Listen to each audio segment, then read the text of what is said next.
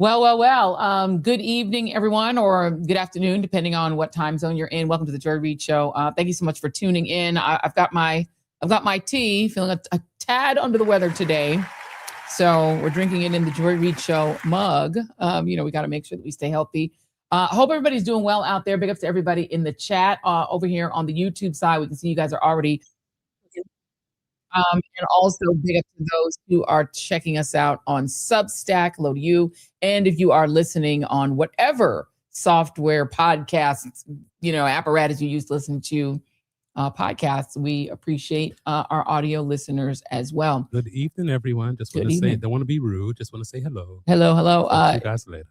Jason, I don't know if you saw that the FBI is searching the Fulton County, Georgia election offices, claiming they're looking for fraud. Donald Trump's still trying to work out all his demons from losing to Joe Biden. He still can't let it go. It's actually the only quite fraud in embarrassing. that office is his phone call to what's his name, Raffensperger, whatever his name is. Yeah, and Brad Raffensperger. Yeah, that's the only fraud that he's going to find. So he's still mad that he lost the election, and then he got beat by good old Joe Biden. So that's what's happening now, but we've got plenty of other stuff to get to tonight. We're going to really focus tonight on this confluence, which, thank you for the love. Thank you, Boomerang 6130. We appreciate you. Love you right back. I see some sorors are in the YouTube chat. So the Deltas are always up in the house. DSC is always in the house. Always. Good evening, Joy Squad, says art by Bun. We love that. Well, thank you all for giving us your lovely greetings. We appreciate each and every one of you. Let me also give some love to our Substack folks over here, because they're piling in as well. And thanks to all of you guys that are on either one of these two streams. Hello to Joyce Young, who is over on the Substack side saying hey as well. So tonight we're going to focus on something that I think people have not asked, which is we know that Minneapolis is sort of ground zero. Donald Trump's still threatening the mayor there, saying if they don't start to cooperate with immigration enforcement, if they don't give in and take the knee and bend the knee to ICE, and all sorts of bad things will happen. Thank you to Sheila Figueroa for the $10 in the till. We appreciate that. Number one fan, we appreciate you. But we haven't really focused that much on when that protest happened at that church. We know that it happened because one of the lay pastors at that church works for ICE. So he's, rousting folks in the streets by day and preaching the Jesus gospel on Sundays, I guess, or whatever. But we haven't focused on kind of the bigger picture confluence between what's happening in that church and the reason that church was actually, focused on and targeted by protesters, and the bigger picture about what's happening in the country and the people in Washington, between the tech bros and the Theo bros. So we're going to get into that tonight. But I want to start by showing you all just a reminder of what the faces of occupied Minnesota. These have become really kind of the emblematic, sort of iconic faces of what's happening in Minnesota. Obviously, little Liam, this poor gentleman, Mr. Tao, who was taken out half naked. Obviously, Alex Preddy and Renee Nicole. That's fine, dude. I'm not mad at you. I said go get yourself some lunch, big boy. Good. And we know that now that there's been some reporting that can get into some of these stories, little Liam, I did confirm today with the source out of Texas that Leon Conejo Ramos, who's the little boy in the backpack, who's become really kind of the symbol of what's happened in that state. He's 5 years old. He and his father, he was used as bait to try to lure his parents out of his suburban Minneapolis home. And then he and his father, the mother, refused to come outside. They were trying to draw her out as well. They're denying they used them as bait, but we know that they did. And now Liam and his dad are now being held at a facility in Texas. They were flown across the country to Texas. We know that Chong Lee Scott Tao, who is the Hmong man whose family came to the U.S. along with other Hmong refugees after the Vietnam War, when a lot of the Hmong, which is an ethnic minority inside Vietnam, they helped us in the Vietnam War. Our losing effort in Vietnam War, the Hmong people helped us. I remember when I was living in Montbello in Denver, Colorado, one of the subgroups that was living there were Black Americans, 4 families that were Caribbean or African, including mine, a lot of white, regular white folks, right? And a lot of Mexican Americans, not any other kind of Latino, just Mexican Americans. And then the other group that were in our community were Hmong. And Hmong people are here because they helped our side during the Vietnam War. This gentleman's family was one of those families. And it turns out that Chong Lee Scott Tao, who was dragged out of his home half naked because ICE agents claimed that he may have been harboring a criminal alien who they were trying to track down. Well, it turns out the man they were trying to find was already in prison. Jason, I don't know if you've heard the story. The man was already in prison. And not only was he already in prison, but he'd been in prison since 2024. That's crazy. So they went and dragged that poor man out of his house half naked for no reason. And the man they were looking for already jailed. Of course, Alex Preddy, there's a video circulating on social media. We're not using it tonight because it's very difficult to verify. The BBC's picked it up, claiming that he, dressed in exactly the same clothes, kicked a truck of an ICE vehicle like the day before. But I'm a little dubious about the video because he's wearing exactly the same clothes. That video is out there. But of course, Alex Preddy, 37-year-old ICU nurse who worked for the VA. And of course, Renee Nicole Good, the 37-year-old wife and mom of 3, including a 6-year-old. And to that death toll, which of course also includes Keith Porter, the 42-year-old man, we have his picture as well, who was shot dead by an off-duty ICE agent for no reason other than that he was firing guns in the air like so many Americans do on New Year's Eve. That is also one of the faces of this. He's not Minneapolis. That's why he's not in that montage. But we can now add another death, this one in Dallas, Texas. His name is Wael Tarabishi. He's only 30, was only 30. And his father, who was his caregiver, because he suffers from a chronic illness that makes breathing difficult, his father dedicated his life to becoming his caregiver, but his father was taken by ICE last October, leaving him with no caregiver. Unreal. Wael died on Friday, after 2 hospitalizations following his father, Maher Tarabishi, who dedicated himself, literally dedicated his life. I guess his whole retirement was about caring for his son. On October 28 of 2025, he was detained during a scheduled annual check-in at the Dallas ICE field office. So he was doing it the right way, checking in with ICE as he was required to by law. They detained him, still have not let him out. And Maher, who arrived in the US from Jordan, which is an ally of the United States in 1994, was taken into custody, leaving the 30-year-old son with no in-home caregiver. Just weeks later, Wael's health declined drastically. He was apparently very devoted to his dad. His family attributed his decline to the extreme stress of the situation. A GoFundMe page was set up for the Tarabishi family. It reads, quote, Wael's body could no longer handle the stress. We have said before that Maher's daily presence in Wael's life was not optional. Rather, it was essential to his survival and well-being. On social media, the family wrote, he passed without his beloved father, primary caregiver, and constant life companion, Maher. I don't know what they would do. I don't know what they're going to do. I mean, to me, the sad thing about this is that there is no compassion. I mean, literally, if the man is taking care of his son, he dies, you know, because he's lost his father. I mean, and don't forget about this other guy, Gene Wilson Brutus, that was a 41-year-old Haitian who died in U.S. immigration custody in, what's that, Delaney House in Delaney Hall in New Jersey. His family still doesn't know what happened to him. So, you know, this is just crazy.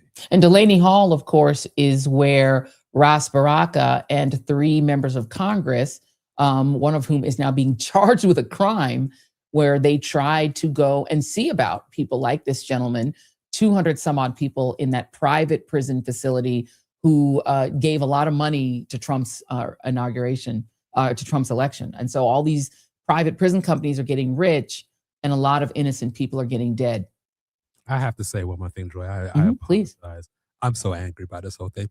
If and when the Democrats take over power, if and when they take over power, strong if, they better do something about this. If not, I think that should be one of the requirements of a primary. If you're not going to basically, you know, have some compassion and find some justice for these people, don't even bother running.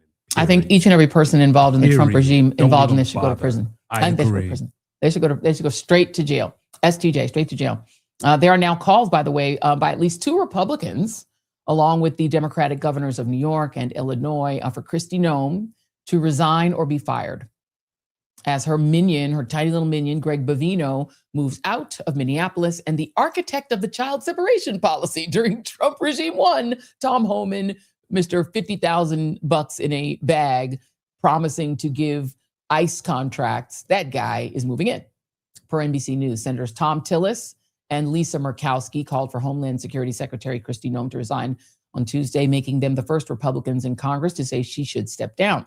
Asked whether he had confidence in Noem, Tillis, who is a Republican of North Carolina, told reporters on Capitol Hill, no, not at all. I think she should go. There's also video of him being told by CNN's reporter that he is being called a loser by Trump. And he says, good, that makes me qualified to be the head of the Department of Homeland Security.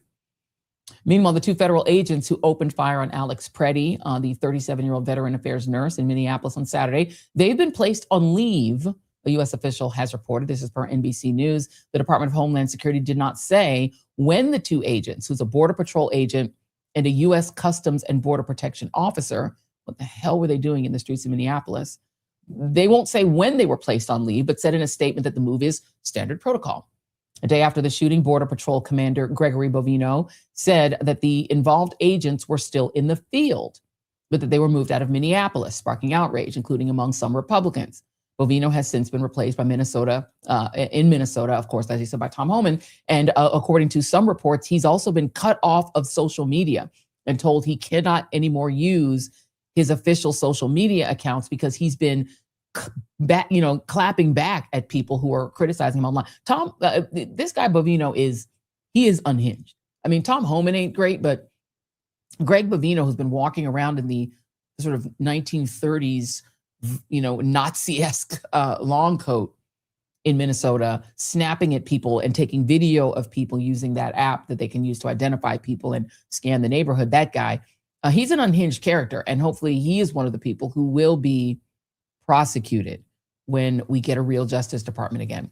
Meanwhile, the American Federation of Government Employees, the largest federal employees union, which had also represented Alex Preddy, and also I think they represent some of these officers, could be. They issued a statement on Monday night calling for the resignations of both Kristi Noem and Deputy White House Chief of Staff Stephen Miller, who, let's be clear, is the one in charge. This is Stephen Miller's policy. This is his obsession. And he is the point man, per lots of reporting. Michael Wolff reporting on this over the weekend to the Daily Beast. Lots of reporting. This is Stephen Miller's baby. Mass deportation is Stephen Miller's dream. It has been since high school. He is the manic leader of this messy policy. And Kristi Noem is the one executing the policy, clearly very poorly. The AFGE president, Everett Kelly, contended that the immigration policy and actions of this regime directly led to Alex Preddy's death. Thank you all. We appreciate it. We are going to keep up the good fight. Now, in a remarkable display of frustration, this is from the New York Times, the chief federal judge in Minnesota ordered the head of U.S. Immigration and Customs Enforcement to appear in court 2 days from now on Friday to explain why he should not be held in contempt for violating court orders arising from the Trump administration's aggressive immigration crackdown in the state. In a brief ruling issued late Monday, the judge, whose name is Patrick J. Schlitz, of federal district court in Minnesota, said he recognized that ordering ICE's acting director, Todd Lyons, to personally defend himself in court was an extraordinary step. But Judge Schlitz, who was appointed by President George W. Bush, said it was necessary because the extent of ICE's violation of court orders is likewise extraordinary. Judge Schlitz wrote that he had been extremely patient with the agency, even though it had sent thousands of agents to the state as part of Donald Trump's immigration crackdown, but did so without preparing for the legal challenges and lawsuits that were sure to result. He concluded the court's patience is at an end. While Judge Schlitz's irritation with the administration was palpable, he left Mr. Lyons a way out of his court summons. The judge said he could cancel the hearing if ICE quickly released an immigrant whom he said had been wrongly detained by agents. There's some citizen reporting. There's lots of people who are reporting to these citizens' websites that they're telling you some of the stuff that happened. Let me give you one of the most outrageous ones. A Nicaraguan refugee who was working at that Hilton Homewood Suites in St. Louis Park, one of the Hiltons where a lot of the ICE goons are staying. This Nicaraguan refugee was arrested by ICE agents who were staying at the hotel as guests The man had a valid work permit through 2029 and entered the U.S. legally as a refugee in October of 2023. Despite agents being informed of his legal status, they detained him as part of Operation Paris. A federal judge ordered his immediate release on January 25th, noting the Orwellian situation created by bureaucratic delays. Again, these people are going to eat in restaurants, wiping their crumbs off of their little mouths, going outside, going in, putting on their gear, coming back in and arresting the waiter. Did they tip them? I guarantee Probably they not. didn't tip them. They're arresting people at the place that are serving them. So you're helping that you're at the hotel and you're either picking up their bags or checking them in. They say, thank you very much, and then arrest you because you have an accent and because you're brown. Here's another thing that happened last night in Minneapolis. A man has been arrested for attacking Representative Ilhan Omar. Noam must resign or face impeachment. Turn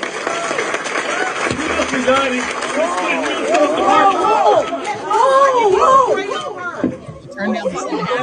He's about to come, Jason. You turn down the sound. So what you hear her say next is she's insisting on continuing her town hall. You hear people around her staff saying, we need to get out of here. We need to walk away. Let's leave. And she says, nope, we're finishing the town hall because we're not going to let these effing bastards stop what we need to do. Like, that's a bad, part of me wishes her staff would just let her get one lick in. Like, he might've needed to get one pop, just teach him a lesson. We don't know what this liquid was that was thrown at Ilhan Omar. She is fine. But this is where we're at. It looks like urine, if you ask me. I hate to be disgusting, but that's what it looked like, urine. I mean, it wouldn't shock me. These are people who shat in the Capitol. This is the same ilk of people who attacked the Capitol on January 6th, 2021. It's the same kind of people. It's the same kind of ilk. Throwing some kind of liquid at her, Ilhan Omar is fine. We've reached out to her. She's, of course, welcome to come back on the show if she wants to talk about it. People were saying whatever he sprayed smelled so bad, says Champagne Hand, who's one of our commenters on YouTube. It probably was urine. We don't know what it was, but all we know is internal stink in his body. That's what it is. Yeah, whatever it is, whatever it was, hopefully she will file a lawsuit. Somebody saying it's apple cider vinegar. She should press charges for assault, of course. And I do not trust the current Justice Department to prosecute this man for what really, to me, amounts to a terrorist attack on a member of the United States Congress. Joining me now is Deborah Fleischaker, former acting ICE Chief of Staff and Department of Homeland Security Executive Secretary under the Biden administration. She's a consultant on law enforcement, national security, immigration, privacy, civil rights, liberties, and operations. Deborah, thank you so much for being here. Welcome to the show. Thank you so much for having me. I'm really glad to be here. Thank you. So let's talk about the way that ICE is moving inside of Minneapolis.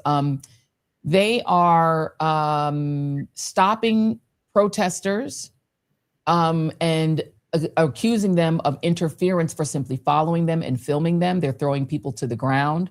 They were attempting to brutalize a woman. There's a woman you see in a backpack that was just maybe observing them or protesting. And that is when Alex Preddy intervened to try to stop them from pepper spraying the woman. They still pepper sprayed her. He puts his hand up to stop her getting pepper sprayed. She falls on the ground. You can see him reaching for her to try to help her. And then they throw him on the ground, put him on his knees and kill him. Is that in any way, I mean, this is a rhetorical question, is that in any way standard procedure? Nothing about what's happening in Minneapolis is standard. This is unconstrained immigration enforcement that has bled into what appears to be a federal police force that's acting with impunity and trampling on people's First Amendment rights. Why would that kind of a force that is behaving so erratically and violently in the United States, why would they be able to go to the Winter Olympics? This is a story I found quite alarming, that the Trump regime is looking to take this force or members of it to the Winter Olympics in Italy, despite the protests of the city that has said they don't want them there. Why would they be able to go to the Winter Olympics and be a part of the security services there? So I think this bleeds into the before times and the now times, right? I don't know exactly who from ICE they're trying to send to the Winter Olympics, but HSI has done these sorts of things for years. And under normal circumstances, this wouldn't be something that would get much attention. HSI would go and perform security and investigations around the Super Bowl or around big events, right? And so there will be U.S. dignitaries. There will be at the Winter Olympics. Normally, this wouldn't be something that would, I think, even get attention. I think the issue is that the world sees how ICE is what ICE is doing, what ICE is being asked to do, and how ICE is responding to those requests. And they're reacting with horror and fear, which is honestly the appropriate reaction to what people are seeing.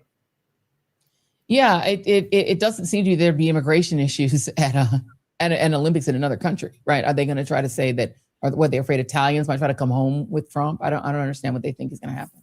So look, ICE is actually more complicated than most people understand. ICE has one part of ICE does immigration enforcement, and then Homeland Security investigations does all sorts of serious criminal investigations: child exploitation, transnational crime, fentanyl, and they would normally be the people who would go and do that sort of detail.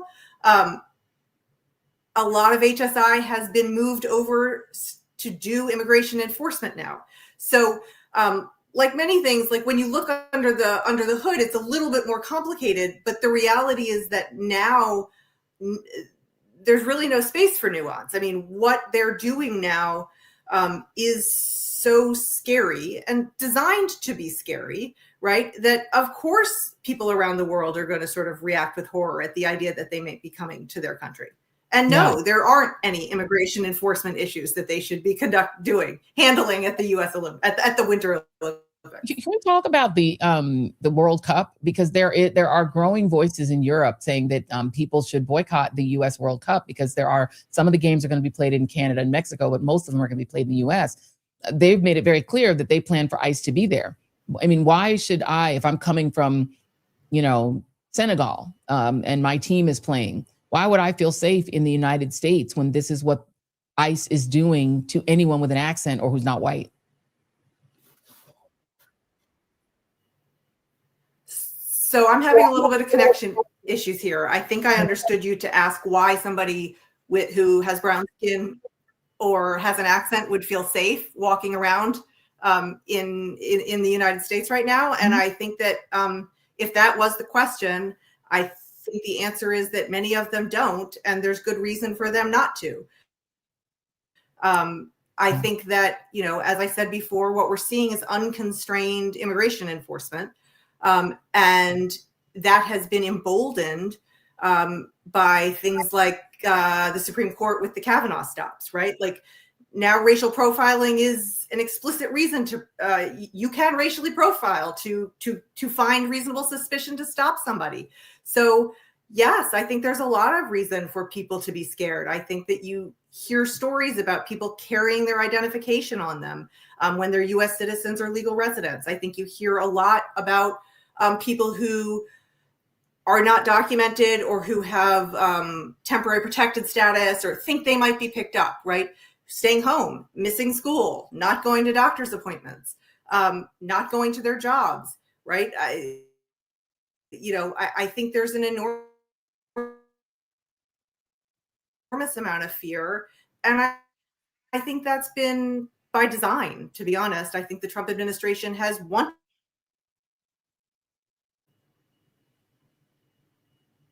We're having a little bit of a connection issue. So we're going to go ahead and hopefully this connection will. I'm going to leave her on screen just a little bit. Yeah, leave her on screen a little bit. And while we do that, because I did want to ask her if she were a coach of an international team, would she bring her team here? Which I know I wouldn't. Hopefully. I'm just going to put her backstage for now. Okay, we're going to put her backstage for just a moment. Oh, wait, I see her blinking. I think that means she might be moving again. Let's see. Deborah, do we have you?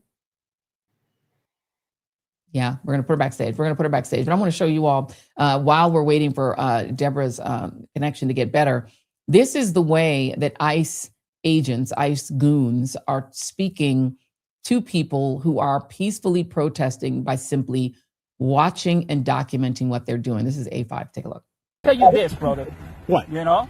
I will tell you this. You raise your voice, I raise your voice. If I raise my voice, you'll erase my... Exactly, yeah. Yeah. Are you serious? You Yeah. said if I raise my voice, you'll erase my voice? Yes. If you raise your voice, I will erase your voice. He And should you have started screaming on his ass. you can hear the accent. There has been some talk that this man might be Cuban American, but what my understanding is that he is Puerto Rican.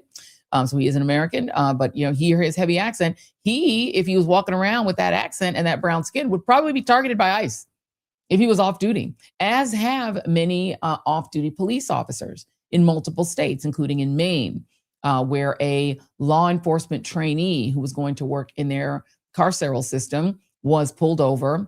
She was a Black woman and was harassed by ICE off duty, had to eventually show a badge in order to make them stop, as has happened within Minnesota. So the joint sheriffs and police came out and did a press conference denouncing the racial profiling of their own police staff, their own sergeants and captains, and when they're not have their uniforms on, they're getting harassed. Can we get Deborah back? Do we get her back? Let's see if she's back. She's still backstage right now. Let me just see. Okay, let's see if we can get her to work. It seems to me that saying that should get a man suspended. And in the normal world, that man who said, if you raise your voice, I will silence your voice, that's a threat against a citizen while you are an armed member of an entity that is killing people. Yeah. Boricuas. Yep. But he's not the good kind of Boricua. So yes, people heard the accent and thought maybe he was Cuban American. He's apparently Puerto Rican. Let me get your reaction, please, if you could, Deborah, I don't know if you could hear the sound of the ICE agent who said to a person who was observing him, if you raise your voice, I will erase your voice. Well, I've seen that video. It's incredibly disturbing. I don't think there's any way around that, right? Like, that is an inappropriate behavior by an ICE agent and somebody who expected there to be consequences generally wouldn't talk like that. I think that part of the issue is that accountability has been minimized, erased. I'm not sure what the right word is. And so people are acting as though there are not consequences, that they can get away with whatever they want to get away with. And I think we're seeing the result of that in language and action. Yeah. So one of the things that Department of Homeland Security, that Kristi Noem's outfit has denied, is that they used little Liam, the little 5-year-old boy with the cute little boy with the backpack, that they used him as bait to try to get his parents to come out of their home so they could detain them. They have very, very denied it with a lot of Sturm and Drang, and they're so offended by the idea that people are claiming that ICE would ever use a child as bait. Well, I want to show you, this is A6, Jason, if you could roll this, because this is an example of, I think, that exactly that. This is not in Minnesota. I believe this is in Massachusetts. I'm sorry, Joy. I just have to track that down. Oh, no worries. It's A6. So yeah, whenever you have it, just let me know. Because the question about Liam, maybe you can answer this while we're waiting for that video, Deborah, is whether or not it is legal to take a child who is walking home from school. He's walking in the door with his dad, and the ICE agents want to get both parents. And so they detain the father, throw him in the car, and then they will not let little Liam go. The 5-year-old is then walked up to the door and told to ring the doorbell to make your mom come out. I'm ready if you need it. Okay. Well, before we get to that, is that legal, first of all? I think the answer is actually yes, it is legal. I think that doesn't mean that it's right. And I think that there were a lot of other ways that the ICE agents could have handled this, right? They could have agreed to not arrest the mother if she opened the door and let the boy in. There were ways they could handle this, not holding him as bait, not using him as bait, and understanding that the boy could go with the custodial parent, and they could handle the arrest of the father on its own without arresting a 5-year-old in addition. I think that's one of the hardest things that we're seeing, which is that a lot of what the Trump administration, not everything, but a lot of what the Trump administration is doing is legal. But it points to the brokenness of the system and the reality that we need to fix the system from top to bottom. Let's play this happening in another state. Again, the Department of Homeland Security vigorously and vehemently denied that they use children as bait in order to capture parents. But now here's A6. Take a look. Don't touch it. She boring here. Don't touch her. And also she have a... If you touch her, you're gonna have problems. More than welcome to come pick her up. No. Is that your daughter? Look, that's where I am. Daughter, come here so I can see those IDs. Hey, I can give it to your daughter. You can do it right here. No, I can give it to the daughter. You guys, you scare people. That's what you do. See how you have the kids over there? That's what you doing with this country? Huh? You put it upside down. Please, sir. She have autism spectrum. Please. Please. Come on. Yes. We can see your ID. You're going to have to come out. Bring your ID. We'll check you too. Okay. I'm going to give you my ID back. Give me my daughter back. No, you're going to have to physically come out here. Okay. That's the way you treat people. You're such a real man. You know that? You're a real man. I mean, it looks like slave catcher behavior to me. This seems incredibly cruel, and it seems that they are using children as bait. I think I think that's clearly what they're doing, and I think that it points to the fact that the statements that come out of this administration can't be believed. I don't think there's any way around that. If you were working or advising still the Department of Homeland Security as you did during the Biden administration, would you advise, let's say, a sane president to keep Kristi Noem in her job? Of course not. Of course not. But I would also say that in some ways, the leadership at DHS, it's interchangeable because the real orders are coming from Stephen Miller in the White House. And so as long as Stephen Miller is running immigration, we're going to get the same outcome. Very true. Indeed. What do you I think we're fixing the window dressing. Right. I totally agree with you on that. Yeah, Stephen Miller is the person that does not get enough attention because this is his policy.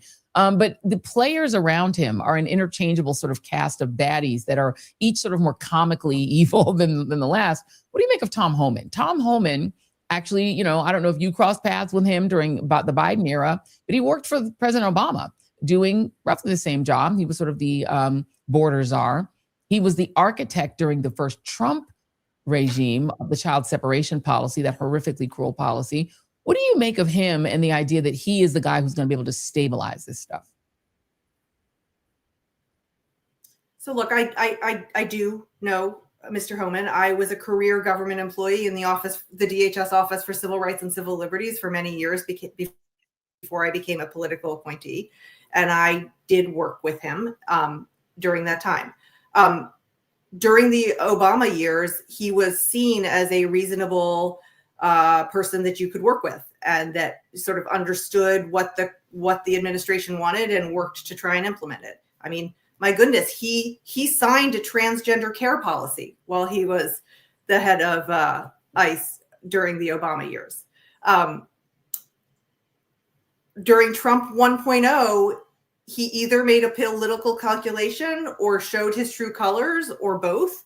And I think we saw during the first Trump administration, and I think we've seen through the many, many statements he's made that he's going to follow the will of the White House, and they can claim that they're making a change by having Greg Bovino go and Tom Homan come in. But as long as Stephen Miller is there, it's going to be the same thing. As you pointed out, Tom Homan was one of the architects of family separation. He has a lot of ethical challenges, the $50,000 in a kava bag, alleging that he was going to give benefits to private prison companies once he was back in the administration. The idea that he is the person who is going to de-escalate this and save us all from the horrors that we've been seeing seems comical to me. Yeah.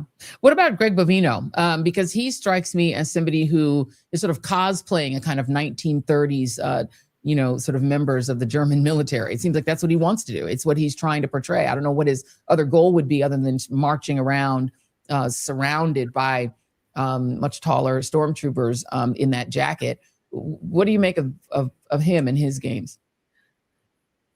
I'm glad he was removed. I mean, I think agreed that he brought a lot of the worst excesses, and he's behind a lot of the worst things that we've seen in a number of the cities, not just Minneapolis, but around the Chicago, LA, right? I mean, he's led the operations in a number of places at this point, and he's been behind many of the real excesses that we've seen and that much of the American public has recoiled from. I agree with you that it does appear that he's cosplaying. I don't know him, so I can't speak to what's in his heart, but he certainly seemed interested in appearing as physically evil as he could, and he seems to back it up with his behavior. My exit question to you, Deborah, as somebody who is an expert in this and who worked in this field, and who you're a student enough of history to know that we haven't always had an ICE. Do we need ICE? Is there a reason why ICE should exist at all at this point?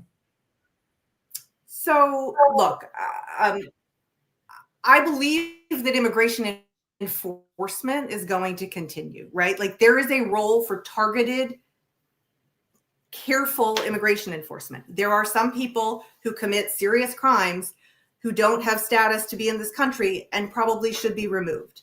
Whether that's called ICE or whether that's reorganized and retrained to be something better than what we have now, is sort of the secondary question to me. The real question to me is, what does immigration enforcement look like moving forward?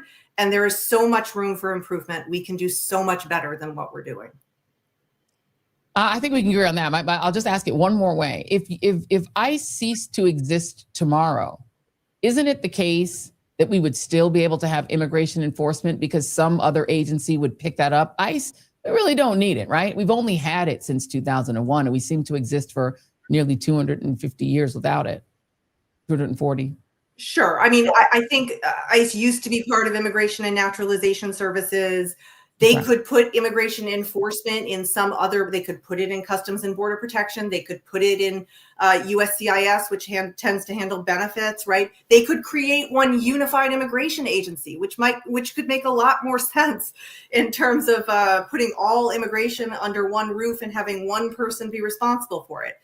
Again, sort of, you can call that ICE or you can call that, ice cream, but like, some of those functions are going to happen.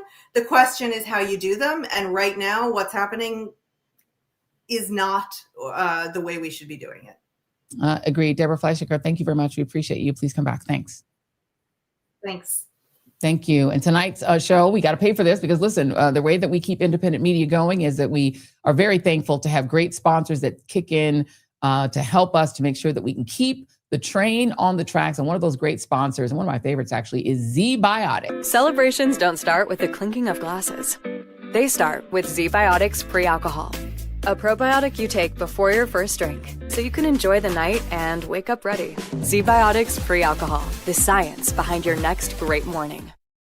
Now this year, I am trying to focus on little small shifts that can make a huge difference, meaning like effortless presence, right? And it may sound a little counterintuitive, but for me, that means planning ahead so that I can truly live in the moment, especially when enjoying a few drinks, when I'm not having, my tea and I'm going to have something a little bit stronger. I want to make sure that I prepare in advance so that I can have a great morning the next morning. So one small shift that I have made is to introduce ZBiotics. It's called pre-alcohol support. And the way it works is that there are all these like grimy enzymes in your gut, right? And they're the things that actually make you not feel well after you enjoy a night out. And so what you can do in order to prevent those little gremlins inside of you from making you not feel well is that you can try pre-alcohol probiotics. So ZBiotics is a pre-alcohol probiotic drink, and it is the world's first genetically engineered probiotic drink. It was invented by PhD scientists to tackle those rough mornings after drinking. So here's how it works. So when you drink, right, that little byproduct in your gut, it's a toxic byproduct. It's a buildup of that byproduct. It's really not dehydration that makes you not feel well. So pre-alcohol produces this enzyme that breaks this byproduct down. So if you just remember to make pre-alcohol your first drink of the night, then drink responsibly, you will feel your best in the morning. I can tell you, this is the way that we have been making it work on New Year's. This is the way that we've been making it work after we have our post-show cocktail. So I first have my little pre-alcohol, my Z-Biotics, do that. Then I have my drink. And then when I wake up next morning, voila, feeling fabulous. So if you're ready to try it as well, go to zbiotics.com/joy right now. You'll get a 15% off discount on your first order when you use Joy at checkout. Plus, it is backed by 100% money back guarantee. So there's no risk. Subscriptions are also available for maximum consistency. Just remember to head to zbiotics.com/joy and use the code JOY at checkout for 15% off. Somebody in that chat just asked, how does it taste? I've tasted it already, guys. It doesn't really taste like anything. It doesn't have a taste. It doesn't have a taste. It just tastes like, water. So you just drink it. It's a little vial. You drink it then literally just, drink responsibly afterwards, obviously. But you feel fine in the morning. I have tried it. Yeah, I literally give it to friends now because I'm telling you, if the worst feeling in the world is that, that feeling of not feeling great after. And so it is fantastic. And it doesn't have a taste because, I'm not going to drink something that tastes bad. I just can't do it. I don't have the willpower, even if it would help me. But so it doesn't really have a taste at all. It's kind of a neutral sounding, a sort of a neutral taste. So you can get it down quick. It's a tiny little vial of it. You pop it in, and then you can even do it like an hour before you go out. It's like really great. I mean, a good thing is like you don't have to drink 10,000 drinks. And you don't have to do that either. Drink responsible. You also could not drink 10,000. No, you couldn't do that. You'd be dead. That might be. Yeah. But anyway, just drink responsibly. I want you to listen to Monroe Lotus right now and smash that like button with all those caps, and also the exclamation points. Yes, we appreciate the likes. We also want to say Leftist Prof over on Substack says, notice none of the businesses that hire undocumented workers are ever punished.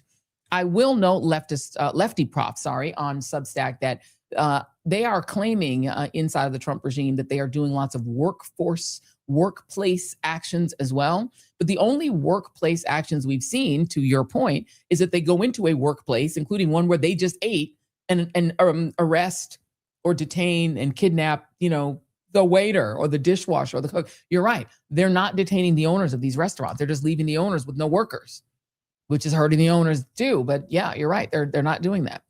So I want you guys to check out this video. Some folks in the chat over on the YouTube side have talked about it. We're going to show it now. This is B1. This is ICE agents apparently trying to enter the Ecuadorian consulate in Minneapolis. This is wild.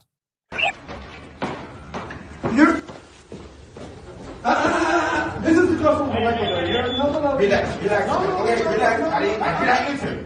If you touch me, I will grab you. If you touch me, I will grab you. Okay. Okay, but don't touch me. Okay. You cannot enter.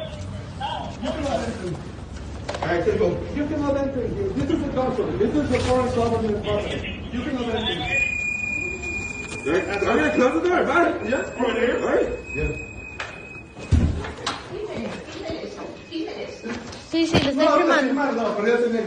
¿Qué dices? Quisieron perseguir a las personas acá. Allí, That is wild. So they just heard brown people were around and decided to go in? The funny thing is they want to start an international incident because that is literally their sovereign nation right there. The government of Ecuador, by the way, has condemned what it described as an attempt by U.S. federal immigration agents to enter the Ecuadorian consulate in Minneapolis. The agent was prevented from gaining access to consular officials per the BBC, who acted to guarantee the protection of the Ecuadorians who were inside the consulate at the time. A statement from Ecuador's foreign ministry said, Ecuador, their president is an ally of Trump, yet he has filed an official complaint. And the incident comes, obviously as they are targeting and attacking and using these Kavanaugh stops on anybody brown. Joining me now is Kica Matos, president of the National Immigration Law Center and the NILC Immigrant Justice Fund. Kica, just real quick question, simple question. Is that even legal? No, it is not legal. It's a violation of international law, specifically the Vienna Convention, that prohibits law enforcement from entering any consular premises. But this speaks to the lawlessness of ICE and Customs and Border Patrol. They seem to believe that they do not need to follow the law. That is why the Ecuadorian government filed a complaint with the U.S. Embassy, because these agents violated international law. And I mean, it seems to me that they are, they're filling Stephen Miller's quota. We know that Stephen Miller has given a 3,500 person a day quota. They want to remove 2 million some odd immigrants from the country. They would love to remove 10 million if they could, everybody brown. But there can't be a pretext because somebody has an accent. As you said, if they are on the sovereign territory of that other country, it seems to me that these agents are either not getting trained or they're just dog whistling at anybody brown. I suspect it's a combination of both, because recall that last year, as a result of Trump's, what he called one big beautiful bill or whatever it was, hundreds of billions of dollars were given to the Department of Homeland Security. I believe it was 175 billion and 70 billion to ICE. And part of the $70 billion was meant to hire 10,000 new ICE officers. So in essence, Trump is building his own police force to carry out ostensibly immigration enforcement. But I also think it is a way to establish authoritarianism in this country. He can deploy them anywhere. They can crack heads, beat up black and brown people, and do things like what happened in this video. So the issue with the Department of Homeland Security is that they have lowered their standards in order to ramp up the number of ICE officers that they have hired. They're desperate for the 10,000. There was a reporter who wrote a very funny article about going through the process and how very little process there actually is. So a lot of the officers are not trained. Some of them, there was a video of an ICE officer that had SS insignia on his neck. Some of them are white supremacists. But there's very little accountability when it comes to either hiring them, training them, accountability, or oversight.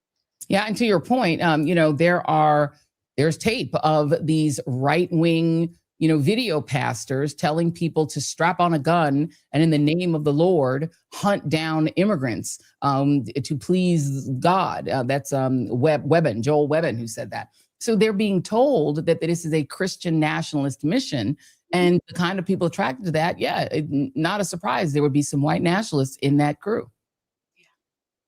There was a video that I watched, and I don't remember where it was, where an officer deployed a gun, and off to the side, there was an agent in a mask who started clapping. And I just thought, what has this nation become? There's a story here out of, this is actually from the New York Times, that some local prosecutors are now, progressive prosecutors, they're now joining forces because they have decided enough is enough. These federal goons, and they get mad when you say it's the Gestapo, but that kind of is what the Gestapo was, right?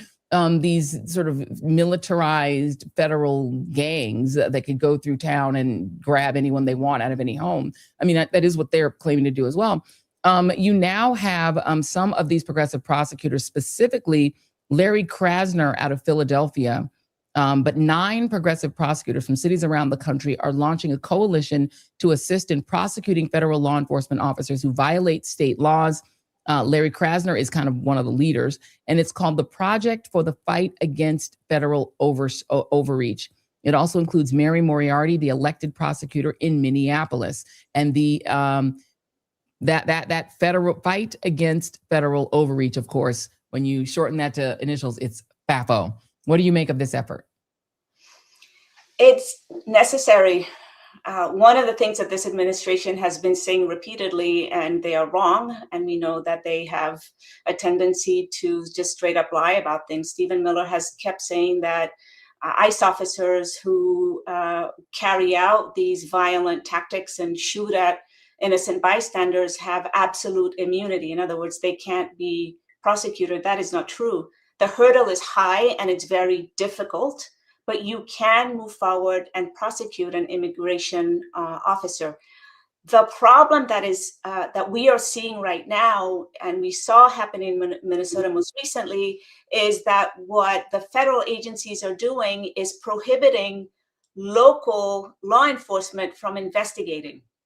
In other words, they want to immediately take control of the scene and not allow local officials access.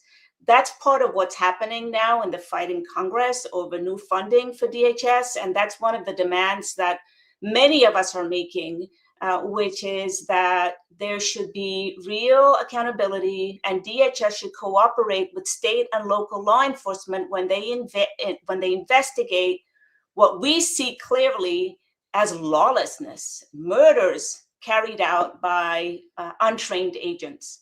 I'm going to come back because I want to talk about what some of the adjudication could be on some of these murders that we have seen, as you said, in Minneapolis. But I want to go back to little Liam. He's become, as we started the show talking about tonight, one of the faces of the horrors of what ICE is doing in Minneapolis. He is now detained in Texas. What's to stop, even though a judge has ordered them not to, what's to stop the regime from deporting him and his dad and leaving his mom on her own in the US without her husband and baby? Honestly, public pressure. It's really up to we, the people, to keep the pressure up.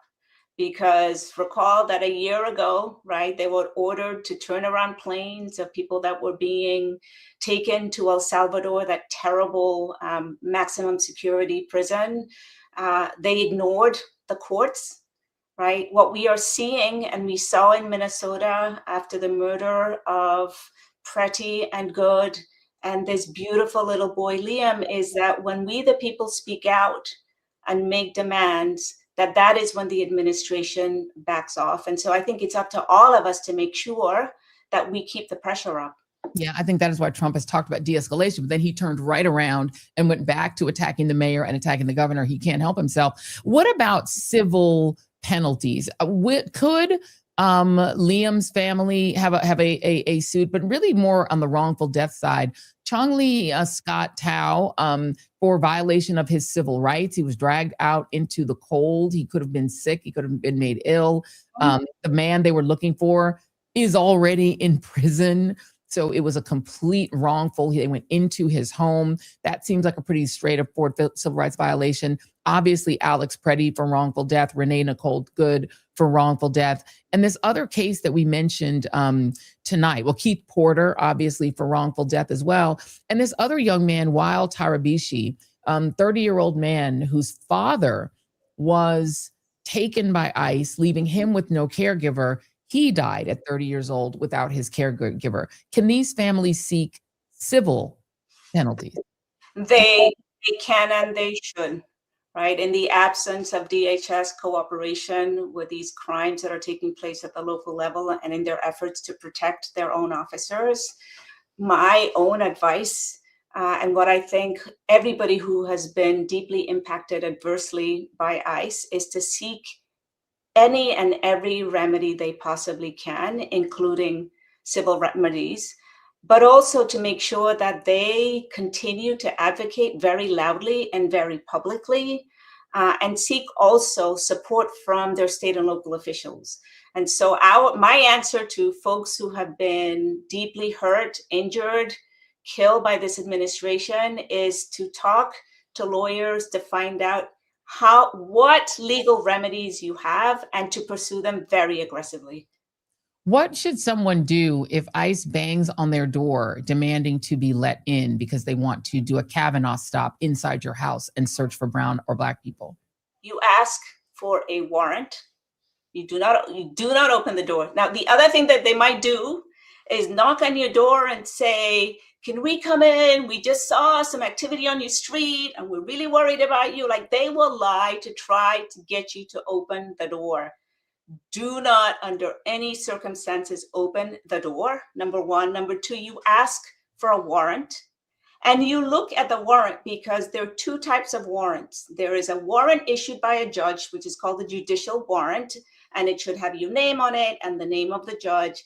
And there is something called an administrative warrant that ICE issues that is signed off by internal officers, and it does not give them the permission to enter your house. What ICE will do sometimes when people ask for warrants is that they will hold up a piece of paper and say, here's the warrant. Mm-hmm. And you will believe maybe that, well, I don't know the difference. I don't know that there's such a thing as an administrative or a judicial warrant, but you have to look at it closely. If it's not signed by a judge, and it's not a judicial warrant, you tell them, until you have a judicial warrant, I will not open this door. That is straight up Fourth Amendment constitutional protections. ICE officers do not, absent very limited circumstances, they do not have the right to enter your home unless they have a judicial warrant. Now, going back to the issue of the lawlessness of DHS and this administration, there was a memo that was leaked where DHS was quietly showing some of their senior leaderships a memo saying, just ignore the Fourth Amendment. Your officers should feel free to break down people's doors and go into their homes without a warrant. That is unconstitutional. I've seen, I'm trying to locate it really quickly, so I'm not finding it very quickly. There is a video I've seen. It's actually chilling. It's about a 23-minute video that a young woman made on TikTok, rest in peace, TikTok, that she calls 911 because these ICE agents are pointing guns at her, and they're outside of her door already pointing guns at her. She's terrified. She's actually an indigenous woman. She tries to tell them that. They don't care. And they're demanding that she release the DoorDasher who came to her house and ran inside of her home because she was terrified. They were chasing this DoorDasher. So she's obviously working, trying to make a living. And the DoorDasher flees into the home and is hiding in the basement. And this woman doesn't know what to do. She does not want to send this woman out there. I'm getting sort of chills thinking about it. She's at first is thinking maybe she should give her over because she doesn't know what to do. And she has her baby there and her husband, and she doesn't want them to bust down the door and kill them all. She calls 911, and the person at the other end of 911 tells her she should open the door and go outside because they don't want the door to get busted in. Why are 911 officers telling someone in that situation? The way it ended, if you all haven't seen the video, is that she goes and opens the door, and then something in her indigenous spirit, it's like her spirits jump inside of her, and she starts speaking in her indigenous language. And baby, when I tell you, she cursed them out in a language they surely didn't understand, but the spirits understood and made them back down. And her neighbors all come out, start screaming. And one neighbor is a lawyer and says, you do not have to hand that lady over. And it becomes this huge thing where her neighbors are advising her and her spirit is advising her, and they're still demanding the woman. What do you do in that situation? That is the worst case scenario that many Americans today are dreading. Who would have thought that in 2026, people would be afraid of a lawless roving police force who can violate your constitutional rights, break into your home, beat you up, drag you away in the middle of winter or whatever, and then the government, instead of engaging in accountability, actually supports this lawlessness. I think this is, I keep saying to people, authoritarianism is taking root, and we have to do everything we can to protect our democracy. But my own advice to every single American is to really memorize your rights. NILC has a bunch of Know Your Rights materials. NILC.org is our website, www, and we write things very simply. We're not interested in sounding like smart lawyers. We're interested in making sure people have access to our information and can understand it in multiple languages. Yeah. You need to remember what your rights are. I loved how she had a video the whole time. Yes. And she was able to record the entire thing. And then the activism of people on the streets made a difference because they were blowing whistles. Yes. And they were giving her advice saying, oh no, you don't need to turn this person over, because far too many of us will have a similar encounter like that. And inevitably what happens is you feel like she felt at the beginning, which is fear and anxiety, and you're paralyzed and you don't know what to do and you want to protect your families. But like you said, I loved how she became so fearless and such an advocate. That video actually brought a tear to my eye. I too got the chills, and I was I rooted her on. But no one is safe. Nobody is safe any longer. So all of us need to remember, and also memorize the name of a lawyer and then the phone number, so that if you get detained, you insist on making a phone call and you reach out to your lawyer straight away. I will note that I DM'd back when I was still actively using TikTok. I haven't decided what to do about TikTok, but I DM'd her. So if you are that woman, you know who you are. Your video went very, very viral. I DM'd you because we would love to have you on the show. I would love to license the ability to play that video back. I didn't want to play it without her permission because it's very long and it is her content. So if you know that lady, you guys know exactly what I'm talking about. We would love to have you on the Joy Reid Show because it was epic. That was spiritual. That video. It gave me chills like as it did you, Kica, but she gave me hope. She was a bad girl, man. She said, I'm gonna find whatever tribe she was with, they jumped right inside her. It was so inspirational, and a reminder, right, of us never forgetting about who our ancestors are. Yeah. Right? And the power of resilience. And whose this country is. Y'all might have wiped them out, but they're still here in the soil. They're in the air. They're in the atmosphere. Y'all think you wiped them out? Their spirits are still active and working in this realm. Kica Matos, thank you. We're going to make sure we put the link so people can get the great advice from your organization to try to stay safe. Thank you very much. Thank you for having me. Thank you very much. Listen, y'all, if you've not seen this video, you must see it. You must see it. Somebody said the United States is playing out like the movie Get Out, except they're trying to tell the immigrants to get out. And by the way, I haven't seen that video yet. I have to go see it. Oh, I downloaded the video as I'm awaiting her getting back to me. I'm hoping that she does get back to me. People don't always look at their DMs on TikTok, but I did DM her. Yeah. And I was like, I would love to play this video on the show and I would love to interview her because when I tell you she and her husband, and she's there with an infant and and this poor woman is wailing and crying behind her in the basement and terrified. And at one point she leads her out of the basement and is standing there with the door, and she's thinking, I gotta let her go because the silly 911 person is telling them, let the lady go. And so she doesn't know what to do because the authority is telling her the wrong advice. I hate to say this, but does the castle doctrine have anything to do with this? I mean, could you imagine sleeping in your bed and somebody, I know this is a Breonna Taylor type thing, but seriously, you're in your bed, in your home, you're an American citizen. Somebody's knocking on your door without no warrant, then kicks in your door. Does an American citizen have the right to start blasting whoever walks in the door? Look, I'm not advocating violence. Let me see if we can get Kica to come back on. I'm going to ask if we can get Kica to log back on. Let's get Kica to log back on for one more question. Hold on. We're going to check here. We have one more question because if we can get her to come back on, because this is the challenge. This is a country where lots of people are armed, and I will. Oh, you're out. Your mic's not on. I'm just sorry. When does your Second Amendment kick in? I'm not saying that you should shoot and kill people, but if you do not have a warrant and you enter my home and I'm telling you not to, you don't make any announcement, you just start kicking in my door. Do I have a right to fire my weapon? That's all I have to say. This is we're going to see if we can get Kica to come back on, but this came up in the Breonna Taylor case because Breonna Taylor and her boyfriend were asleep in the middle of the night. It's close to midnight, and someone bangs on her door, exactly this. And you would think, particularly in a southern state like Kentucky, where he is an armed, legal firearm owner, he shot at what he thought was an intruder. He was still charged with the crime, the boyfriend of Breonna Taylor.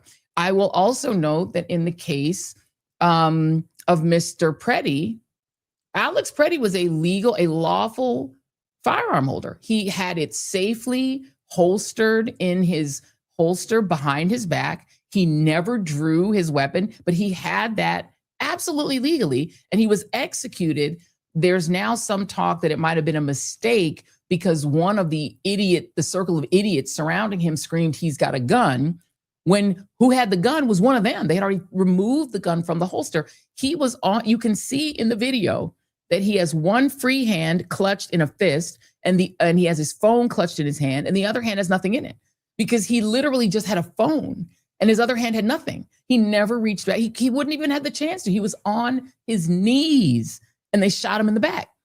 And so this is a great question. If we can get Kica back on, we're checking to see if our producers can grab her back. I let her go a little bit too soon. I didn't realize we had one more question for her, but it is a legitimate question. So if we get Kica back on, we'll bring her back in. But while we're doing that, let's move on to our next topic because we have a few videos I want to play here. Because while Alex Preddy, as we just discussed, was being gunned down, shot in the back in Minneapolis, Donald Trump was holding his Melania appeasement movie screening in Washington, D.C., featuring a bow-tied Tim Cook. Tim Cook, who was photographed with multiply accused sex pest Brett Ratner, who's director. He's the director of the thing. He's denied, of course, a bunch of allegations of sexual harassment, abuse, or even assault.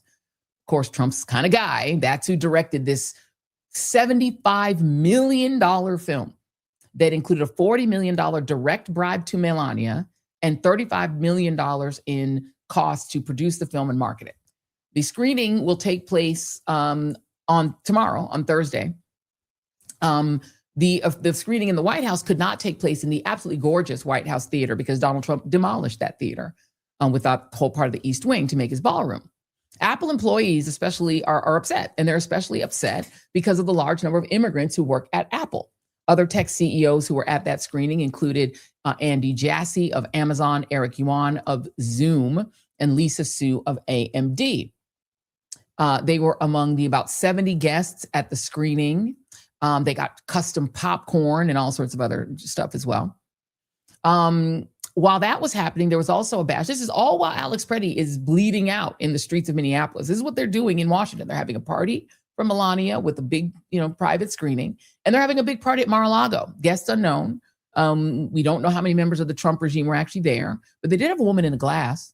She's like in a glass bubble. So that's what's happening and what they're doing. There's this hedonistic, tone-deaf life that they're living while people are suffering and dying. That's what's happening. It's a textbook case of white Christian nationalism on the march. If you remember, we did The Handmaid's Tale, right? And we talked about the fact that in The Handmaid's Tale, the commanders live a hedonistic, rich man life while everyone else suffers. That is what Christian nationalism doesn't require the men who rule the country and rule the world to have any morals. And I want to play you. I'm sorry, Drew. I got one more thing. Please. I just see in the comments that what's his name? Mike Tyson was there. Tyson was there. Should we ban him? No. I mean, why? Mike Tyson, what can Mike Tyson do? I mean, should we? I don't think so. Mike Tyson was there. There were some self-help gurus, et cetera. I mean, I don't care who's at the party. Thank to be you. honest. I don't care. But the one I do care about and that I think it's legitimate to talk about is really Tim Cook and the that other tech world. Because what's happening is, Mike Tyson is just Mike Tyson. And he's there for his own purposes. Tim Cook runs a company that is donating to that ballroom, that is bending the knee and potentially on surveillance. We all have these devices. What is he agreeing to in exchange for being Donald Trump's friend? We all have these devices in a highly surveillance forward economy where he and these other tech bros are participating in the outburst of white Christian nationalism, which is a mix, a blend of tech bro feudalism, techno-feudalism, which is where these tech CEOs want to rule the country, and this theo bro feudalism, where these theo bros want to have a white Christian nationalist country. Russell Vogt, all of these other white Christian nationalists, the Heritage Foundation people, the Project 2025 people. So these things are combined. People asking how the Melania thing is entertaining. Apparently it's not. It's gotten poor reviews and no one's buying any theater tickets. But to bring it back to why these things matter, why we even care that the Apple CEO was at a Melania screening, like, right, who cares, right? Well, remember the church that was targeted in Minneapolis by all of the protesters who came out and they protested at the church? Don Lemon was there. There's a big call to arrest Don Lemon. Where did those calls come from? They came from a specific claque of Christian nationalist, highly online people who are connected to a guy named Joe Reid. I want you guys to listen to Joe Reid talking about that protest on the Tucker Carlson podcast. The presenting cause is that one of the lay pastors at the church works for ICE. He's a law enforcement officer, has been for 20-something years. He's a good man. He's a close friend of mine. I'm not even going to say his name because I don't want any more harassment for him and his family. But they had doxed him, discovered who he was, where he went to church, and decided to make an example. And so that was the presenting cause. But I think there's also an element of, as you said, testing the boundaries. How far can we go? How far can we escalate these things in order to intimidate, silence, people into doing what we want.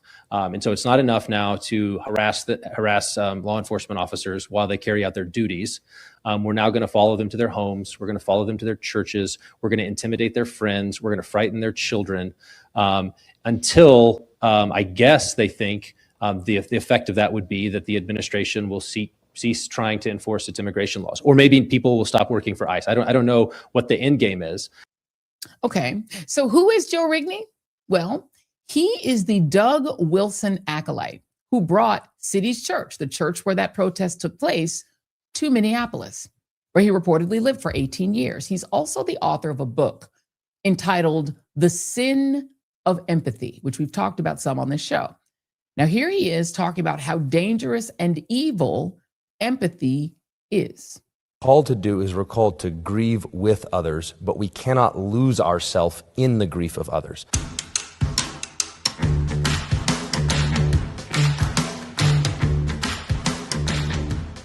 You're putting someone else in your emotional driver's seat. You're giving them the keys to your emotional car and saying, you can take this wherever you want, but they're the one who are actually hurting. Empathy is the parasitic version of sympathy. So it's a knockoff. It's what sympathy looks like when it goes bad. You may not be interested in the culture war. The culture war is interested in you. City's Church is just a normal evangelical Baptist church. It's not political. We want to worship Jesus. We want to love our neighbors. We want to share the gospel. It's that kind of normal church. If you allow it, if you don't have the fortitude and the courage to go, you know what, this is unacceptable, and it needs to be checked, to call for that, to demand that on behalf of your elected officials, to vote accordingly when elections come up, then it is a tipping point. There's a reason that this sort of lawlessness is occurring in places like Minnesota, California, and Illinois, because it's in the places where the left gets power. They encourage and foster this kind of environment. ICE is carrying out deportations in Texas and Florida and places like that, and you're not seeing this sort of action. Why? Because local law enforcement assists them. It helps them. Local law enforcement knows how to do that job, arrest people, and then they can hand off the violent criminal illegal aliens to ICE and they can be deported. But the governor of Minnesota and the mayors of Minneapolis and St. Paul are refusing to cooperate. And so it gets tense and the passions get raging. And now we're in the middle of mobs and riots. And this is the environment the left wants. It's what they're aiming for. It's part of their strategy and their tactics. Christians really need to own that, like to be clear-eyed about it and not to shrink back from the moment, but to lean in and to preach the word with boldness and be willing to take action. So I know for a fact that if you look back over the last 10 or 15 years, the two places that wokeness most prominently entered into the church was either through the women's ministry or the counseling ministry. Those were the two places. That's how it got in. Because you had people who were primed to not draw clear boundaries and instead lead and be overwhelmed by their compassion and their empathy. That guy calls himself a pastor. Yeah, whatever God he served, he can keep it. He says that. So you saw him there on the podcast of Pastor Doug Wilson. You saw him there in the middle of that little mashup where they had the cocktails. I hope they had their Z-Biotics before they had their cocktails. So of course they're living their hedonistic life, but we can't have any immigrants. We can't have these women's ministries. The women's ministries, right? So you'll notice him, right? Doug Wilson also, you will recall, is the guy who said that women are the kind of people that babies come out of and nothing else, and that the 19th Amendment allowing women to vote was an abomination because it brought about all the bad 20th century things like legal birth control and abortion and civil rights and gay rights and expanded immigration. Well, there's more. Tucker isn't just friendly with these guys. He is their ideological fellow traveler. Here he is in his podcast where he interviewed Joe Reid. He interviewed him later in the show.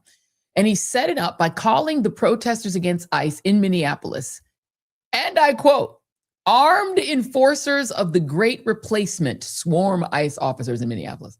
Armed enforcers of the Great Replacement. Now, have you ever wondered how to square Tucker's apparent sanity about Gaza and the Israeli occupation with his kooky beliefs about the Great Replacement? I want you to listen to a little bit of him talking about both. With apologies, you're going to have to hear a little Tucker Carlson right now. Sorry, you have to do it. Scaring is caring. Now, he starts off, it's like 90 minutes long. I'm only making you listen to like 2 minutes, okay? He starts off explaining what the Great Replacement theory is and how it's been unfairly maligned and only Nazis believe in it and the people and disparagingly described, right? And says that, if you can read demographics, you believe in it, but everyone is saying it's so bad and it's so racist and blah, blah, blah. And then he goes on to describe what he claims, okay, is the best year, the best single year in American history. Start because it's an easy and obvious place to start. The beginning of the post-war era, peak America, 1950, the first post-war census. And I think everyone would agree, whether they're right or wrong, that this is a period remembered as the best time in America, 1950. The United States is an industrial power. It's the leader of the West, if not really the world. And America domestically is pretty harmonious, thriving, happy. Tuckums! Tuckums! I thought you were gone sane. Tuckums said that 1950 is an area that we were at peace. That's true. We were the leader. We were leading the world. That's true. We emerged from World War II as the leader of the free world because every other country in Europe was devastated by the bombing of the Allies. Right, the Axis was completely devastated. Japan we had bombed Hiroshima and Nagasaki. So yeah, the U.S. was the big dog in town. But you said that everyone was happy. Everybody got along. Everything was peaceful. It was peaceful internally. Seriously, 1950. So before Brown v. Board, just unpack again what he's saying. He's saying in 1950, it was the ideal America. Before Brown versus the Board of Education and that mean old school desegregation and the Civil Rights Act of 64 and the Voting Rights Act of 65, per Tuckums, America was prosperous, powerful, peaceful, and happy. Everybody loved it. Everybody loved it. Until the 1965 Immigration Act, which Tucker actually took effect in 1968, not 1965, until that Immigration Act, which opened the doors to the brown immigrants, messed up the demographics. Now, here's the next part of his open, which actually it directly follows that. There's a little bit more in between it, but his team thought that what he said next was so good, they turned it into a promo.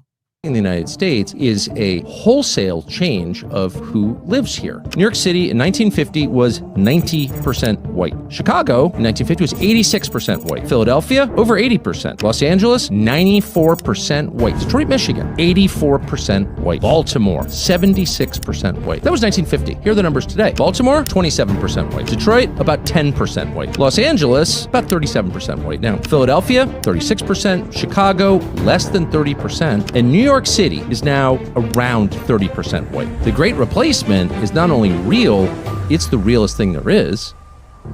It's the realest thing. Remember last week when we showed you guys the January 6er who did all these protests where he has a cross over his shoulder and he goes to burn Qurans?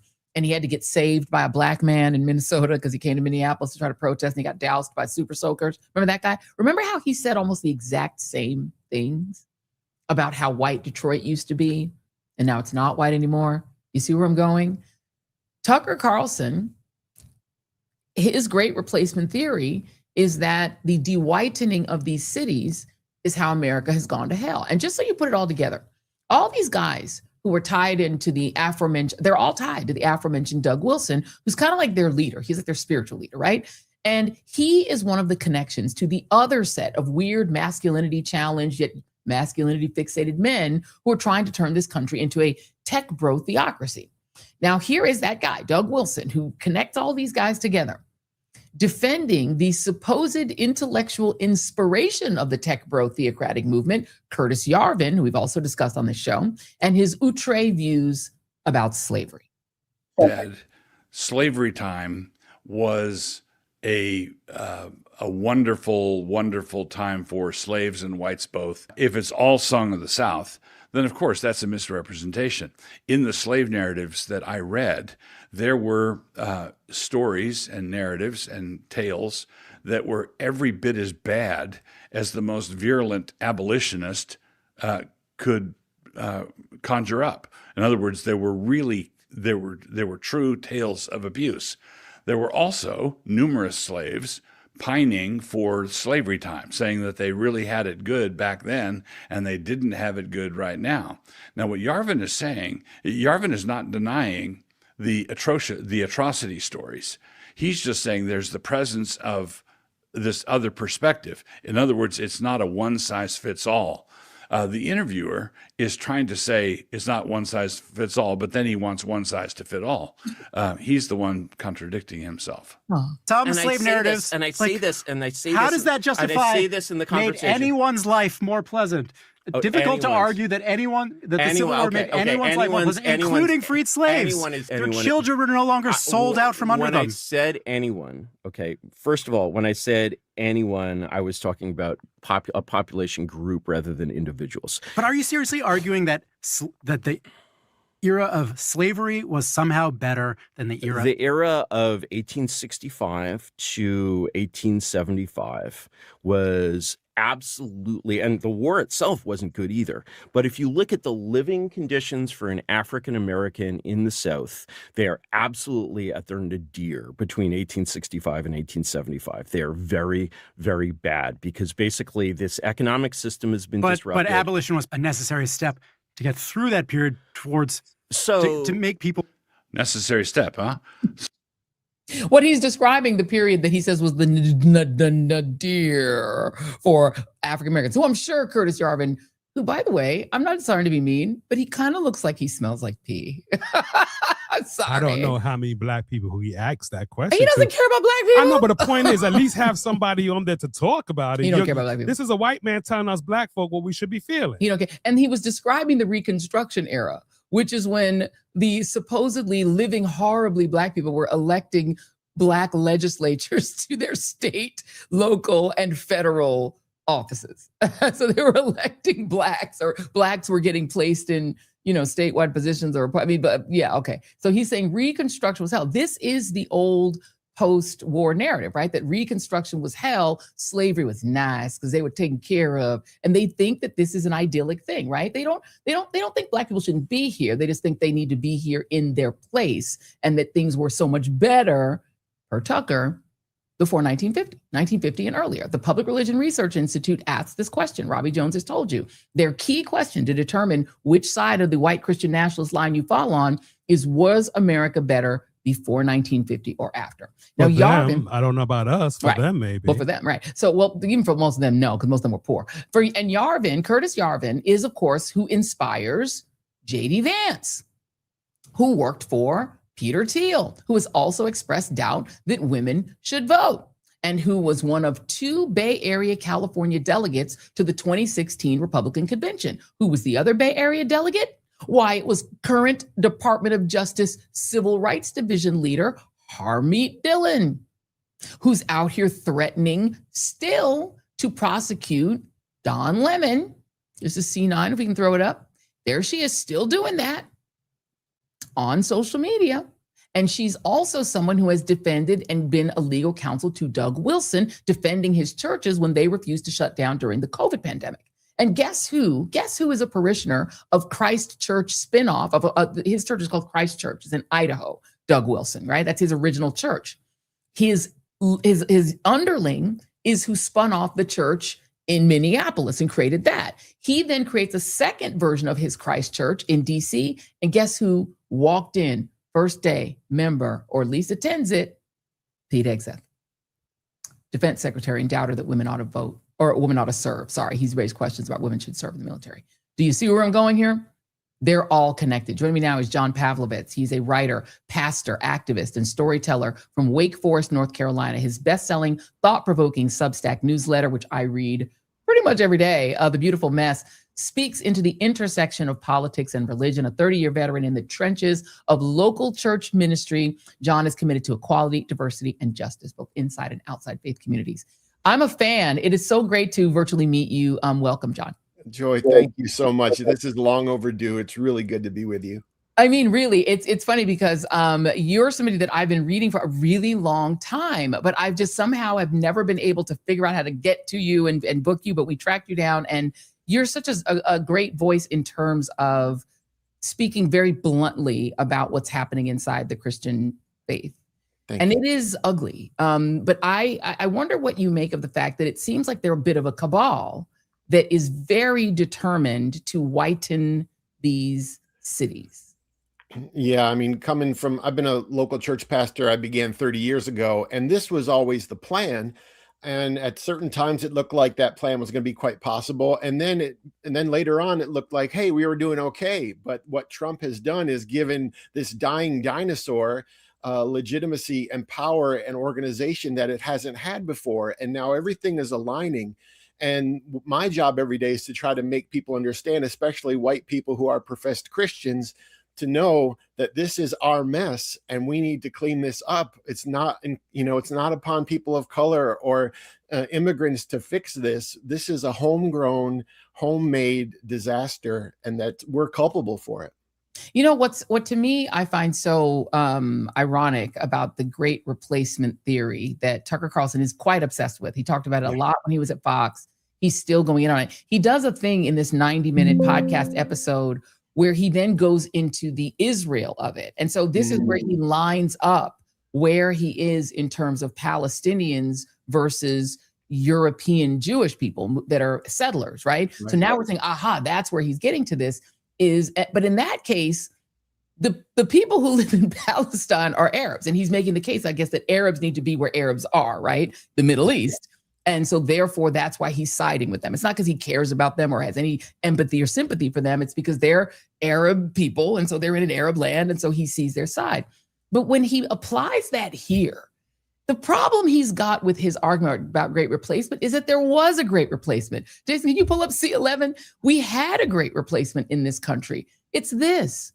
It's the indigenous who had 100% of this land and who now are 1.7% of the population.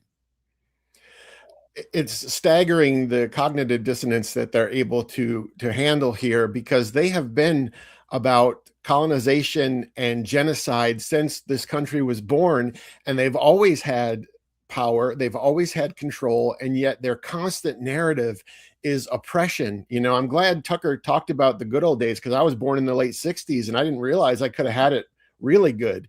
I've been suffering all this time as a cisgender heterosexual white guy.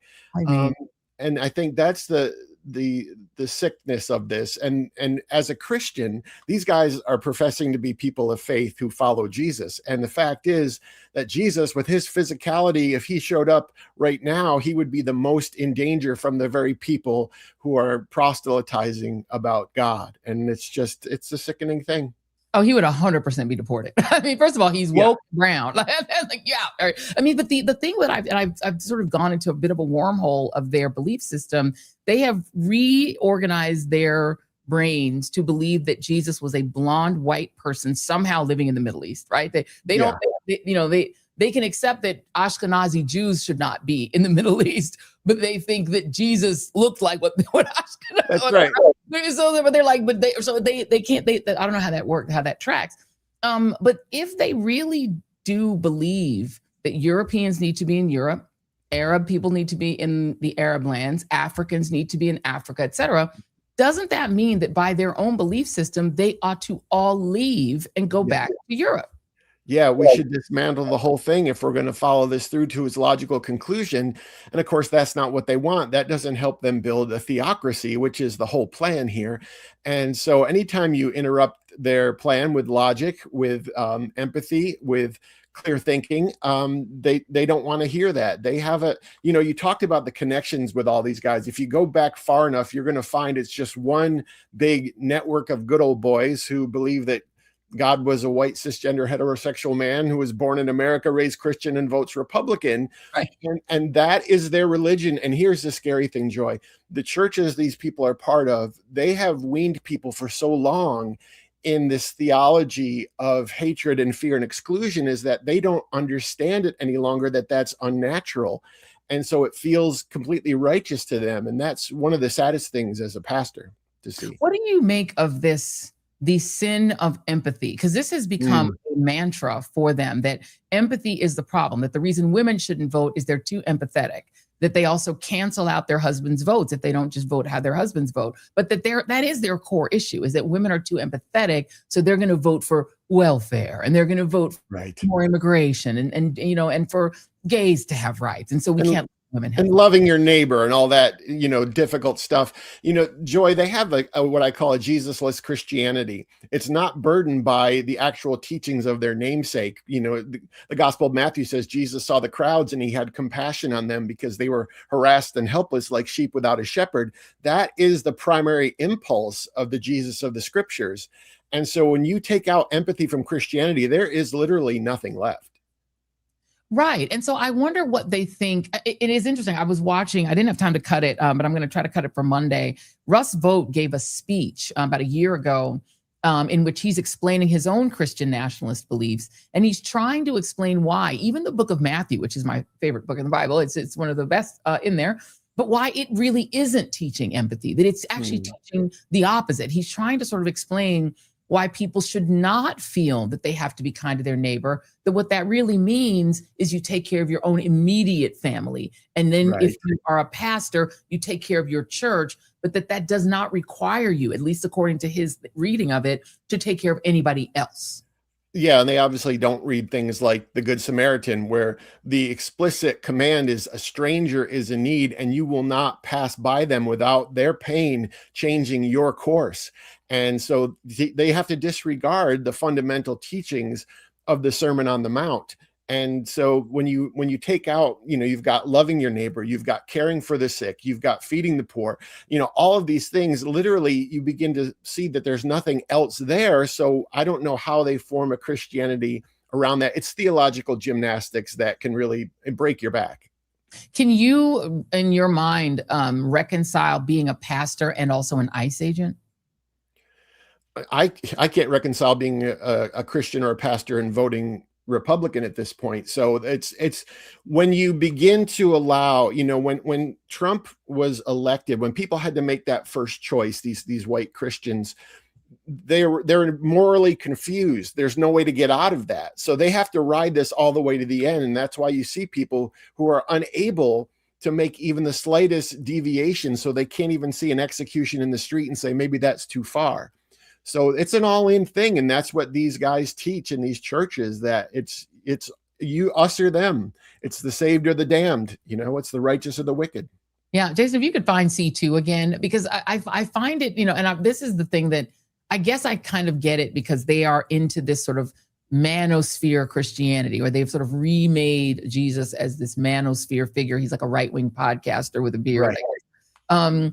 But Donald Trump is such a vile human being. He's, slovenly. He's mean. He does. And look at this kind of grotesque, glittery overindulgence. You would think that Christians would at least recoil from that they don't recoil from him and how gross he is and calling women piggy and things. They don't mind that. They don't mind grab them by the P word. They don't mind 23 or 24 different sexual abuse accusers, or Brett Ratner being the one to do Melania's movie with all the accusations against him. Right. Why is that? Why doesn't that bother them?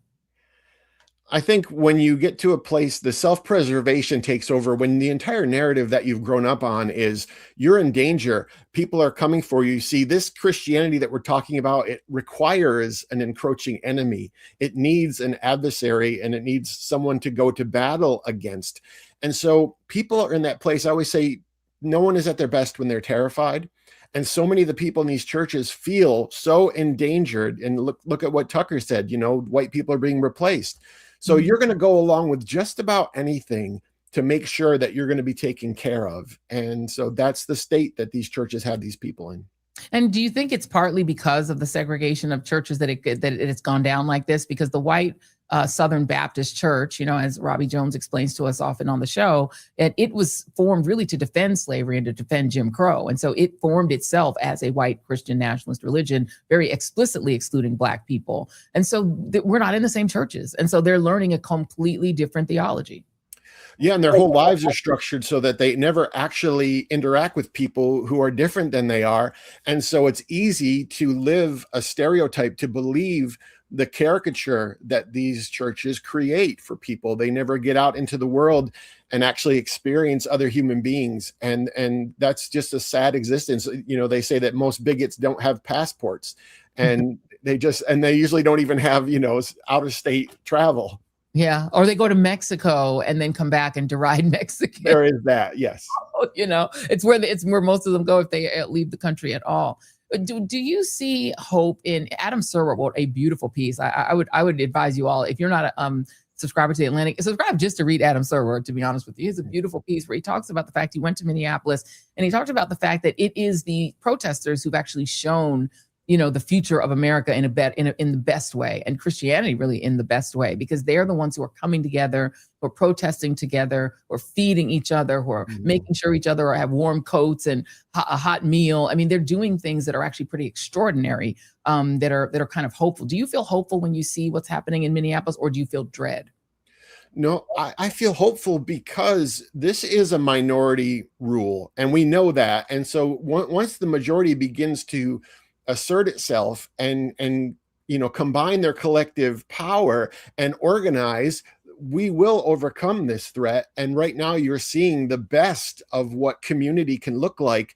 That is intergenerational, that's cross religion, that's independent of politics. This is a movement of human beings going against something that is terribly inhumane, sadly coming in the name of Jesus. So the real spirit of the Gospels and the loving of the neighbor is being lived out, and that's inspiring. I think it also, for me, I feel like this is the best case that could possibly be made, as bad as this year plus has been, for separating church and state. Like, if you didn't believe in separation church and state before, you better believe in it now, because it sounds good to you until it's a religion that's absolutely out of its mind, and that's what is controlling our country right now. Yeah, and what's true, Joy, is that even the people who think they support a church and state combined, sooner or later it's going to affect them. And that's what we're seeing now. Now everyone is going to know someone who knows someone who is affected by ICE, for example. Pretty soon everyone's going to know someone who is affected by ICE. And sadly, these Christians are not going to change because they're going to discover empathy. It's going to be self-preservation, but at least they're going to get there. And when they do, we have to be ready to figure out how to bring them into the movement of justice and mercy and love.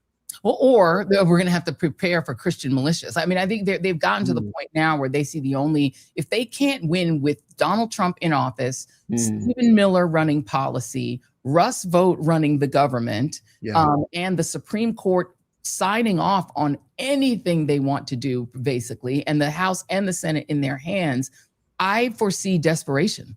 If they want, this will end. I mean, the Nazis seemed pretty powerful until they were gone, right? The slaveholders done. The Jim Crow people defeated, and now they won't even admit who they are. Some of them are still grandpies running around acting like they weren't bad, right? Yeah. But so they're gonna end. This is gonna end as well. What should be the just response? Because to me, it was a huge mistake not to. I hate to be, you're a good Christian man. They should have hung some of these Confederates pretty publicly. And had they actually dealt with them and not let them fade back into the population and get back into public office and become normal citizens again, they would have sent a message that you actually can't try to overthrow the government. And now we're looking at a group of people who are getting more militant, don't they have to go to jail? Like, shouldn't there be people who go to jail? Yeah, my prayer is that I live long enough to see the tribunals that need to happen for Noam, for Miller, and really for all the foot soldiers. But yeah, I think we have to normalize, at the very least, making these people into pariahs. They cannot be, ICE agents cannot be welcome where good people gather. And we just simply have to reassert the value of human life and democracy and all those other things. Yeah, I mean, we don't like the idea of segregation. Segregation is bad, but if I had a hotel, they wouldn't be allowed to stay there. If I had a restaurant, I couldn't eat there. Like, I mean, at this point, I mean, there is some sort of righteous indignation that I think is required, right? I mean, you're a good Christian person, I don't have to feed these people, right? No, and I write a lot, Joy, about the fact that it's time to cut some of these people out of our lives, even because at some point we are enabling this just terrible blight upon our nation. And it's not enough to say, hey, I don't support that. I was talking to a Trump supporter and I mentioned ICE and he said, well, I'm not crazy about that. And I said, you're not crazy about that. That's not a stance. No. When there is ethnic cleansing happening and there is autocracy happening. And I said, your vote was loud. And so your response now has to be equally loud to overcome what you've caused. Absolutely. And Jason and I were having this conversation the other day about when somebody, if they say, I voted for Trump 3 times, or actually, I'm sorry, it was not Jason who said it. It was actually Jackie Reid and I were having the conversation. Somebody triple trumped, they voted for Trump 3 times. They say, now I see the light. Now I see the problem. Yeah. What should be the response to that? Well, that's a tough one, but I think if they're willing to then get into the game and make themselves heard and bring the turbulence in their circle that this will cause, then we should bring them into that. We should at least expect them to do that. We don't come alongside them. But if, I've got some friends who realized maybe in the second time they voted, they said, I made a mistake, but they've gone to they now attend events and they contribute financially and they're on the ground undoing the work that they've caused. So regret is not enough. And it's not enough to simply feel some sort of remorse. That has to be exercised. I saw a pastor. It was a really actually pretty moving video of a pastor who said that he, spent most of his young life as a pastor railing against, gay people and fighting against, women's rights and all sorts of stuff. He was part of it. He's like, I built a lot of this. And so he's out there in Minneapolis protesting his behind off because he's like, it's not enough to just change my mind. He feels he has to try to change the country back from what he helped create. And I think that's the reckoning. See, that's the hard part. Even just recognize, as a white guy, recognize my privilege. Years ago, it was sort of that defense mechanism that is first there to say, well, I'm not this or I'm not that. And when people have to realize what they've caused, the human toll of what these last 10 years and what this administration is doing, there is a responsibility not just to feel that deeply, to grieve that, but then to say, I need to alter the way I live my life now. And a lot of people don't want to do that. And that's the hard work of recognizing, your culpability. Yeah. Before I let you go, you write, a lot of the pathos that I think that I feel like a lot of the times you're writing my stress. But do you, as you're doing that, who is your audience? Who in your mind are you talking to? Well, a lot of times I'm talking to who used to be my people, the tribe of the white Christian church that I was a part of, because I know they're still listening because I'm a white guy, so they'll still listen to me. And I have an audience with them and a responsibility to keep using the words of the gospel like a mirror to them. But I'm really writing to exasperated people who are human beings who lead with empathy and who are exhausted by the world, and just letting them know they're not alone. I'm reiterating their sorrow. I'm reflecting their anger. And I'm trying to let them know that, hey, stopping is not an option here. We are on the case, and that is our job, is to show up at this place in time in the history of the planet and make the world more empathetic than when we found it. My exit question to you, John, is what kind of country, because I think it's very clear that we cannot go back to what we had before. Like, right. I think one of the things that's very clear is that whatever we had before wasn't good enough, because it wasn't making enough people feel seen and heard, and that they're participating in the economy, et cetera. And it isn't all economics. Some of it is just straight up demographic panic. And people are panicking because their neighborhood has more people speaking Spanish, or more brown people, or more immigrants. And people are panicking about it, right? And there's not much you can do about that other than to say, grow up. The indigenous, we're staring at you in indigenous genocide. Okay, like, grow up, get over it. But other than that, people, their panic is real. And so how do we even build one country after this? Because so many of these people have shown us their backside. And a lot of us are like, I'm not sure we want to be in a country with you anymore. So how do we even build a country that makes sense when this is all done? Well, I have this belief in what I call the community of the convinced. And that's people of all orientations and genders and political affiliations and religious beliefs, and that people who get it. And as they begin to live together, we're going to reshape what that looks like. And for people who are caught in racism or misogyny or homophobia or terrible theology, they lack imagination about what is possible. And so we're going to have to just show them what is actually possible. And hopefully their humanity will then kick in, or if not, we'll just have to create it without them. Yeah. May they be prosecuted and all have black cellmates. Yes. Hallelujah. Who are then getting out immediately because they actually get pardoned. Yeah. Leave them there alone. Or immigrants in there. Anyway, John Pavlovitz, you're great. Please tell everyone where they can get your Substack. It's johnpavlovitz.substack.com, where you can just look up The Beautiful Mess, and that's where you can find me. It's one of that is one of my favorite things about it. It's called The Beautiful Mess. It's Lord. Yeah, I'd like a little more beautiful, Joy, at this point. More beautiful, less mess. This is what, do we ask for much? No. It's the gospel. Thank you very much, my friend. Appreciate you. Please come back. I will.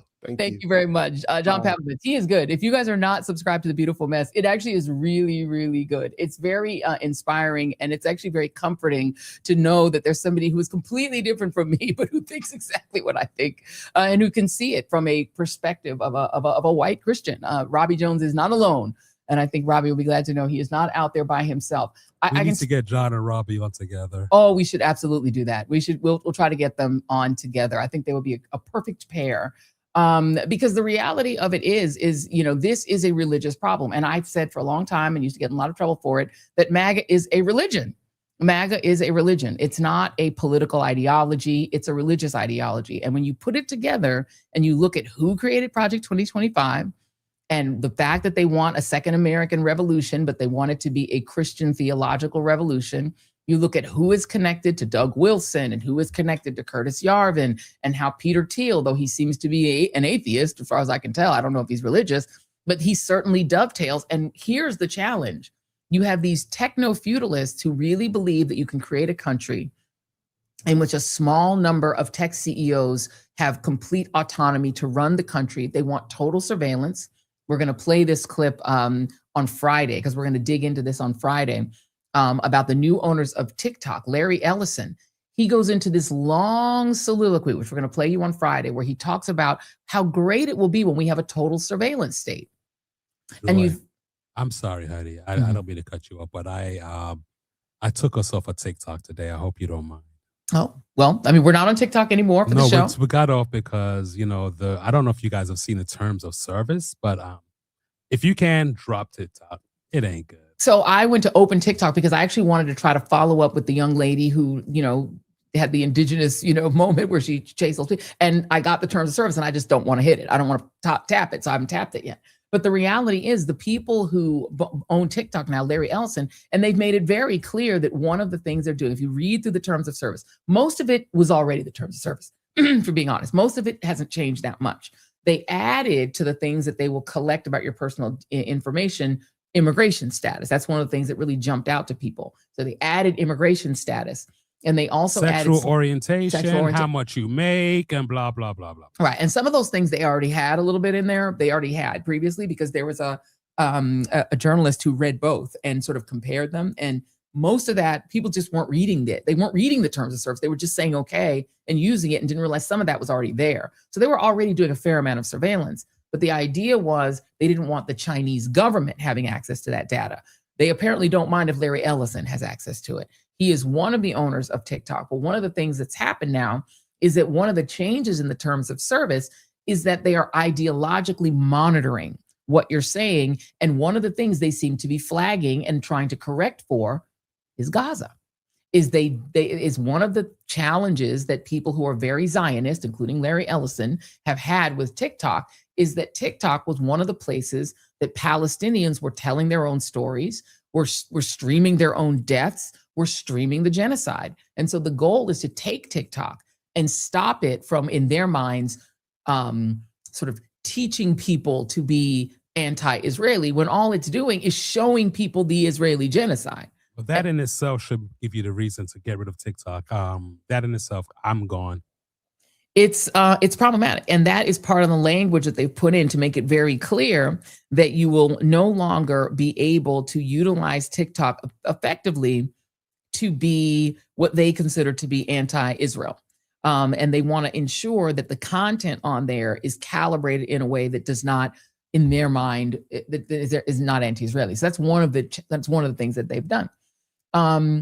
But the thing about it is that these techno-feudalist guys, they believe in total surveillance. So go back to that, Larry Ellison believes we should all be surveilled at all times. Every single American should be under Palantir surveillance. We're already along that way. We're getting pretty far down the road of total surveillance anyway, right?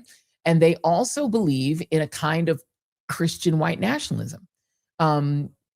They all seem to believe in it. You've heard some of the same kinds of musings from Elon Musk about the fact that, talking about racial oppression is divisive, that we should not talk about slavery, that we should not talk about apartheid, which he comes from.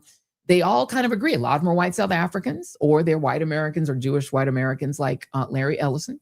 But we can't. Well, we can never say anything bad about what happened to the Jews in Hitler, but we can't talk about Black issues. It's very strange. So the bottom line being, these techno-feudalists want to surveil us.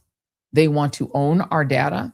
They want to invade our lives in every way. And one of the things that you're seeing in terms of Elon, they also want to create these one apps where you do everything on the app: shop, look at content, use it as your money. And so we're trying to put all of this stuff together to start to really get you guys to start thinking in a bigger way, because as I say often, it's usually just one big story. They seem like micro stories, but it's one story. And this whole move toward cryptocurrency, destroying the dollar, making it more that it's all this sort of, made up currency that then goes into your TikTok. Like, a lot of it is creepy.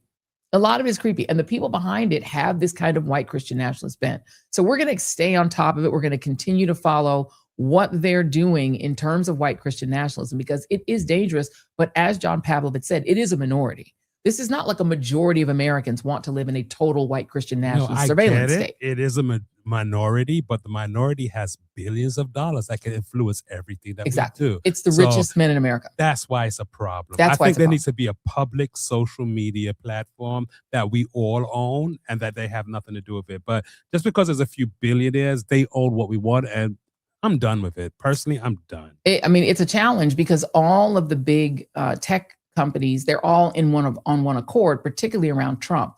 And again, it's important to remember that Donald Trump does not sit at the top of this pyramid. Donald Trump sits below people in the pyramid who can feed him with money and Bitcoin and shower him with wealth. He is the avatar for what they're doing, but he isn't the creator of it.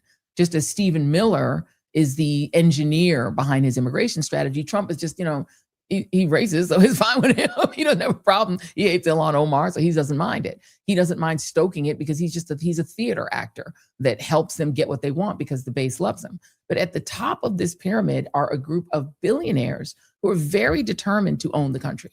They're very determined to treat the rest of us as cattle. And they genuinely seem to believe that peak capitalism, the slavery era, was peak America.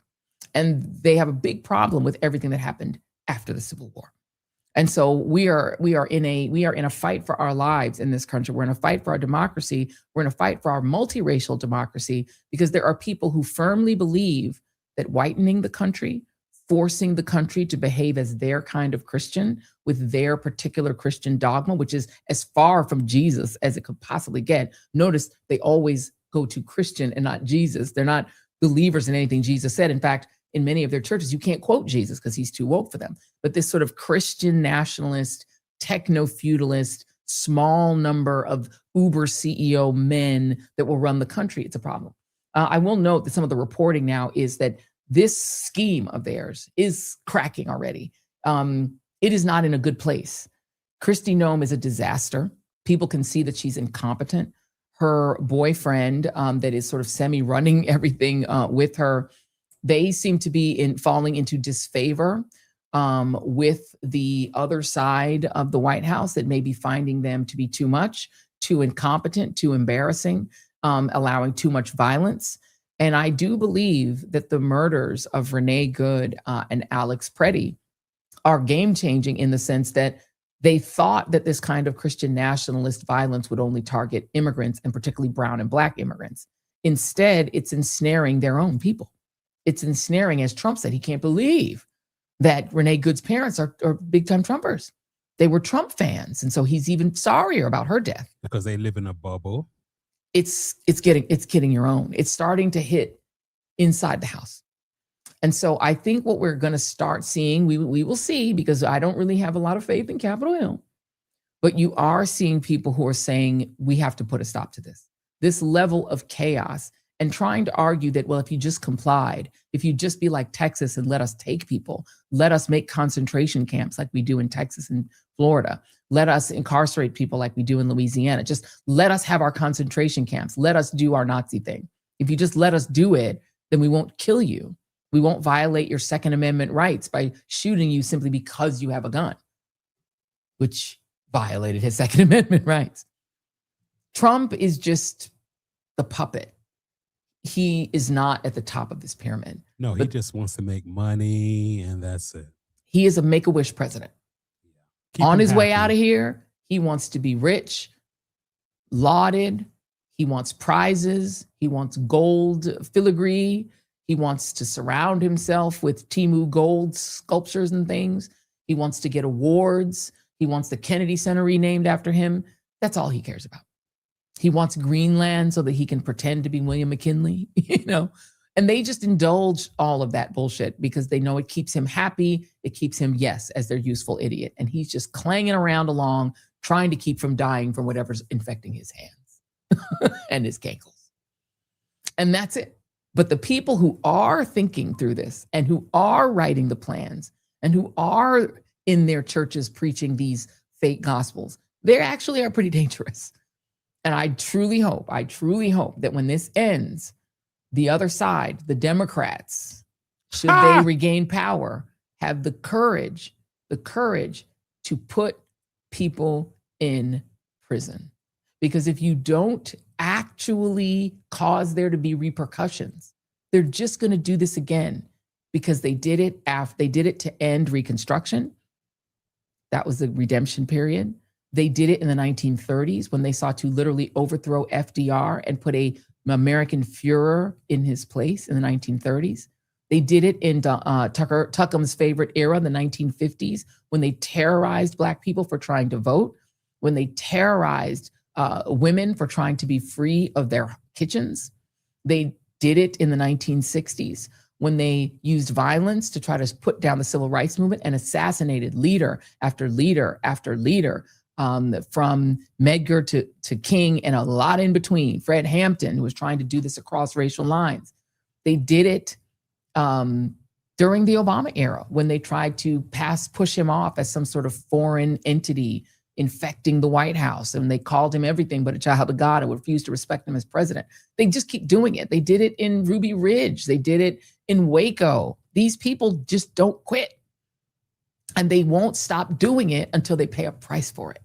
And so I just hope and pray that when we get a Justice Department again, the people who are fomenting this insurrection will actually pay a legal price for it. The only problem I see is that we're going to have a strong primary because there are going to be some Democrats that just want the same status quo. Oh, most of them. And I honestly think we need a Tea Party moment, and we just need to just basically put our foot down because it's never going to change until this changes. I'm sorry. Yeah, I'm sorry. I will argue, and Lincoln didn't have time to forgive the South, but he did put the wrong man in office. He had a great vice president named Hannibal Hamlin. Lincoln could give a damn about slaves, okay? No, he didn't. Just keep it real. He didn't give a damn about slaves. Yes, with malice toward none was never a good plan. And getting rid of Hannibal Hamlin and putting Andrew Johnson, huge mistake. I don't think he should be number one president. I think we should take him out of the top three just for getting rid of Hannibal Hamlin, who would have been a better vice president and a better person to take over after he went to the theater, dude. In public. Didn't seem very wise. But that's it. I think we need that. We're nominating Jack Smith in advance to be the new attorney general, whatever it takes. Well, whoever comes back in, make it better. But that's part of our primary strategy. What did you say, Joy? That if you do not vote for Jack Smith, you cannot be in the Democratic Party. I need Jack Smith. Let's do our moment of joy. Our moment of joy is actually pretty funny. It's a comic named David Colombo, who made fun of the justifications on the right for killing folks using ice. I'm not sure why you're all overcomplicating it. It's really quite simple. You can come to a protest, but not if you're bringing a gun, unless it's for protection, but not protection from people with guns. You can attack people holding skateboards for reacting to you holding a gun, but not the people holding guns reacting to you holding your phone. Because being underage shooting a gun you didn't legally purchase equals concerned citizen. But being an adult with a permit for a gun you've responsibly concealed equals domestic terrorist. Even if we only see it after we've already shoved you to the ground, which retroactively changes the reason we shoved you to the ground. Clearly, the teenager who shot people deserves a podcast, and the ICU nurse trying to help people avoid pepper spray is an agitator, because we have a zero-tolerance policy for disobeying uniformed officers that goes all the way back to January 7th, 2021. And remember, they're only in Minneapolis to secure the border because of Somalia. Glad we cleared that up, because so many of you in the media have been focused on the wrong things. Now, I am happy to take any questions you have about the president's ballroom. or the Melania movie. All right, y'all, this is the end of the show. If you all do decide to go and see the Melania movie, please let me know how it is, because I know I ain't wasting my time with that mess. Thank you all for watching. If you guys haven't voted for us in the NAACP Image Awards, please do that. Our category is Best Podcast. There it is. You guys can do that as well. And thank you for watching on Substack. Go ahead, guys. Scan that there code. Scan the code, scan the code, scan the code, scan the code, scan the code. Come on. Yes, thank you very much. Jeffrey Kirkwood bigging up in Substack. Food Safety Yard bigging up. Colleen Cummins and oh, hell no on Substack. Let's big up some of the people on YouTube too. Let's see. We always got our friend Karen Stooks. We love Karen Stooks. Is always there. Lisa Goldsby with all the fire. We appreciate that very much, y'all. Take care. We'll see you guys on Friday. Getting back to the basics, grassroots level. Let me dig a little deeper with the shovel. Plenty can't tell the forest from the trees, and I'm hard to detect, like a black hole in the dark. Injustice anywhere, it's a threat to justice everywhere. Let me make this clear, I got a bone to pick, and I'll never fear the threat of poverty. They don't want to talk about it, they rather party, so I'm a real talk about it, for sure.